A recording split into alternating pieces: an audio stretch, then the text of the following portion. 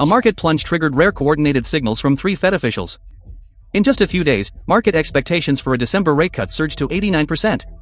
While this appears to signal a policy shift, it may actually reflect underlying liquidity stress and hints that some are already preparing an exit strategy.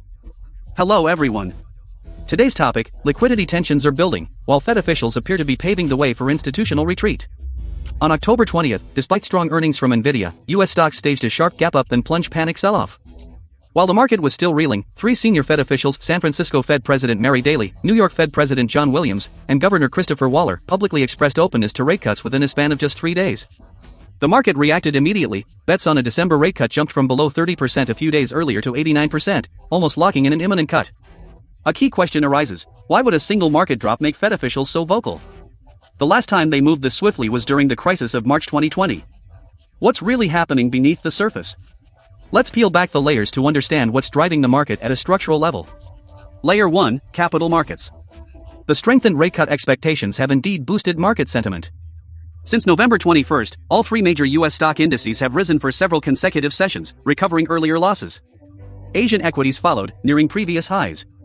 Bitcoin rebounded from around $80,000 to over $90,000, gold broke above $4,200 per oz, and silver surged to record highs amid a short squeeze. On the surface, the bull market seems intact. Layer 2: Money Markets, where risks are brewing. The dollar overnight funding market involves money market funds, banks, and securities firms lending to one another, forming the Secured Overnight Financing Rate, SOFR. Under normal conditions, SOFR should fluctuate steadily around the Fed's policy rate.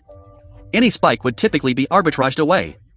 However, since October 15th, SOFR abruptly surged to 4.29%, breaking above the Fed's interest rate cap of 4.25%, 19 basis points above the effective federal funds rate. What's more unusual, even after the Fed's rate cut on October 30th, SOFR continued trading near or above the policy cap for over 30 consecutive trading days, breaching the ceiling 10 times. What does this mean? Trust among financial institutions is shrinking. Liquidity is being heavily absorbed by capital markets. Institutions, anticipating rising risks, are reluctant to lend, preferring safety over returns. Once this risk-off sentiment spreads, a vicious cycle can begin: less lending, higher rates, even less lending. On November 25th, SOFR broke above the 4% policy cap for 4 straight sessions.